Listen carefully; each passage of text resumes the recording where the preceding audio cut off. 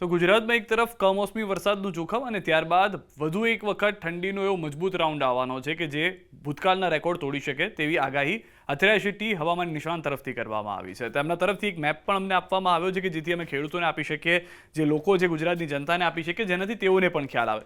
સૌથી પહેલાં તો આપને એક એની જે પેરામીટર્સ છે આ રંગના તે આપને સમજાવી દઈએ કે જ્યાં જ્યાં સફેદ રંગ જોવા મળી રહ્યો છે ત્યાં આગળ ટેમ્પરેચર 2 થી 4 ડિગ્રી હોઈ શકે છે. જ્યાં આગળ જાંબલી રંગ જોવા મળી રહ્યો છે ગુજરાતમાં ત્યાં આગળ 4 થી 6. જ્યાં આગળ ગુલાબી છે, પિંક, લાઇટ પિંક જેને કહીએ છીએ કે ગુલાબી રંગ છે ત્યાં 6 થી 8 ડિગ્રી. જ્યાં આગળ એકદમ ડાર્ક પિંક છે ત્યાં 8 થી 10 ડિગ્રી. જ્યાં આગળ વાદળી કલર છે ત્યાં 10 થી 12 અને બાકીના લીલા વિસ્તારની અંદર 13 થી 15 ડિગ્રી તાપમાન 24 થી 26 જાન્યુઆરી દરમિયાન હોઈ શકે છે. શરૂઆત આપણે કરીએ દક્ષિણ ગુજરાતથી. તો દક્ષિણ ગુજરાતના એ વિસ્તારો છે જેમાં કે સુરત છે, નવસારી છે અને વલસાડ જેવા વિસ્તારો કે જ્યાં આગળ 10 થી 12 ડિગ્રી તાપમાન જોવા મળી શકે છે. આ વિસ્તારોમાં એટલી ઠંડી નહીં હોય, પરંતુ ત્યારબાદ આપ જોશો તો ગુલાબી રંગ શરૂઆત થઈ રહ્યો છે, જેમ કે વ્યારા છે, ડેડિયાપાડા છે, ભરૂચ છે, ડભોઈ છે, છોટાઉદેપુર, વડોદરા, ગોધરા, દાહોદ, મહીસાગર. આ વિસ્તારો તમામ એવા છે કે જ્યાં આગળ થોડો ગુલાબી રંગ જોવા મળી રહ્યો છે, જેનો મતલબ એ છે કે અહીંયા આગળ 6 થી 10 ડિગ્રીની વચ્ચે તાપમાન અલગ અલગ વિસ્તારમાં હોઈ શકે છે. ન ફક્ત તેટલું, પરંતુ મધ્ય ગુજરાતમાં આપ જોશો તો અમદાવાદ પણ તેમાં જ આવી જાય છે, સુરેન્દ્રનગર પણ તેમાં જ આવતો વિસ્તાર છે. ત્યારબાદ વાત કરીએ કે જ્યાં આગળ ઉત્તર ગુજરાતના વિસ્તારો કે જ્યાં આગળ ફરી એક વખત કડાકાની ઠંડી જોવા મળી શકે છે. મોડાસાનો થોડો ઘણો વિસ્તાર એવો છે જ્યાં આગળ 4 થી 6 ડિગ્રી સુધીનું તાપમાન નોંધાઈ શકે છે 24 થી 26 જાન્યુઆરી દરમિયાન. ગાંધીનગર, હિંમતનગર, વડાલી, ખેરાલુ, મહેસાણા, પાલનપુર, પાટણ, ડીસા, થરાદ, આ તમામ વિસ્તારો, દિયોદર, પાટણ, સમી, સાંતલપુર, આ એ તમામ વિસ્તારો છે કે જ્યાં આગળ તાપમાન એટલું હોઈ શકે છે કે જે 4 થી 6 ડિગ્રીની વચ્ચે હોય. તેની સાથે સાથે સાંતલપુરનો વિસ્તાર છે, લખપતનો વિસ્તાર છે, ધાંગધ્રાનો વિસ્તાર છે, મોરબી, ટંકારા, આ બધા વિસ્તારો છે. પરંતુ એ તમામની વચ્ચે આપ જોશો તો કેટલાક વિસ્તારમાં સફેદ રંગ જોવા મળી રહ્યો છે. ખાસ કરીને કચ્છનો એ વિસ્તાર જેમાં ખાવડા આવી ગયું, નલિયા આવી ગયું અને રાપર આવી ગયું કે જ્યાં આગળ 2 થી 4 ડિગ્રી તાપમાન હોય તો પણ નવાઈ નહીં. 24 થી 26 જાન્યુઆરી દરમિયાન હવામાન નિષ્ણાત અથર્યા શેટ્ટી પ્રમાણે આ રીતની પરિસ્થિતિ હોઈ શકે છે કે જ્યાં મોટાભાગના ગુજરાતમાં ગુલાબી રંગ જોવા મળી રહ્યો છે.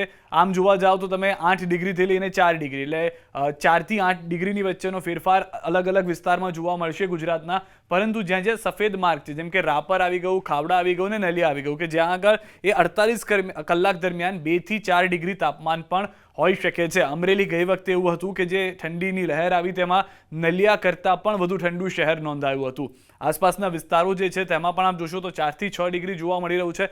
સૌરાષ્ટ્ર તરફ જઈએ, સૌરાષ્ટ્રમાં મોરબી છે, ધાંગધ્રા છે, ચોટીલા છે, ટંકારા છે, ધ્રોલ, આ એ તમામ વિસ્તારો છે કે જ્યાં પણ 4 થી 6 ડિગ્રી આસપાસનું તાપમાન જોવા મળી રહ્યું છે. પરંતુ એની સાથે સાથે ટંકારા અને રાજકોટના કેટલાક ગ્રામીણ વિસ્તારો એવા હોઈ શકે છે, ભલે આખું શહેર કે આખું ગામ ના હોય, પરંતુ આસપાસના કેટલાક વિસ્તારો એવા હોઈ શકે છે કે જ્યાં પણ 2 થી 4 ડિગ્રી સુધી તાપમાન નોંધાઈ શકે છે ઠંડીનું 24 થી 26 જાન્યુઆરી દરમિયાન.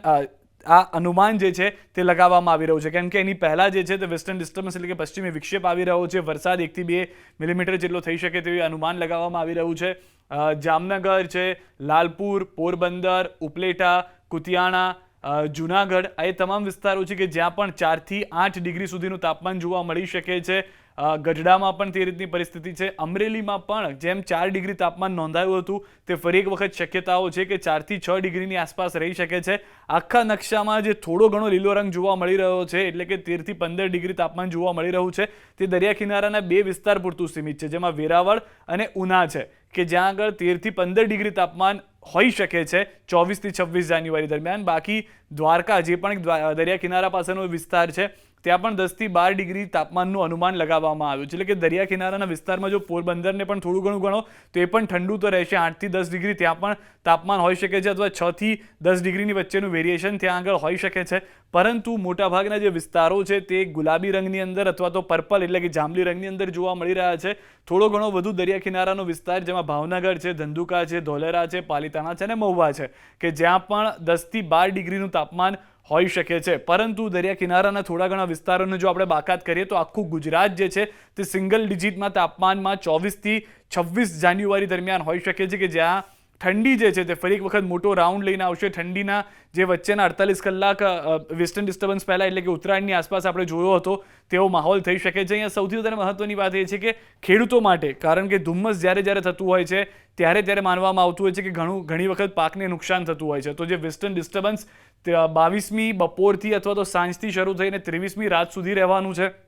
તે ધુમ્મસની અસર પણ 23મી રાતથી શરૂ થઈ અને 24 અથવા તો 24ની સવાર સુધી, વહેલી સવાર સુધી જોવા મળી શકે છે. પરંતુ ઠંડીની જે શરૂઆત છે તે 23 રાતથી થઈ જશે તેવું પણ હવામાન નિષ્ણાત અથર્યા શેટ્ટીનું માનવું છે. અને આ તમામ જે ગુજરાતના વિસ્તારો છે જેમાં વાદળી રંગના થોડા ઘણા જિલ્લાને બાકાત કરી દેવામાં આવે, 5-7 જિલ્લાને, તો મોટાભાગનું ગુજરાત જે છે તે સિંગલ ડિજિટ ઠંડીમાં હોય તો પણ નવાય નહીં. એટલે કે ગુજરાતમાં ફરી એક વખત ઠંડીનો એવો મજબૂત રાઉન્ડ કે જે જાન્યુઆરીમાં ઉત્તરાયણ સમયે જોયો હતો કે જેમાં મોટાભાગના શહેરો પણ એવા હતા કે જે સિંગલ ડિજિટમાં આવી ગયા હતા કે જ્યાં આગળ ક્યારેય એટલું તાપમાન નથી ગયું ઠંડીનું, તે ઠંડી જોવા મળી હતી. તો ફરી એક વખત 24થી 26 જાન્યુઆરી દરમિયાન તેવું જોવા મળી શકે છે.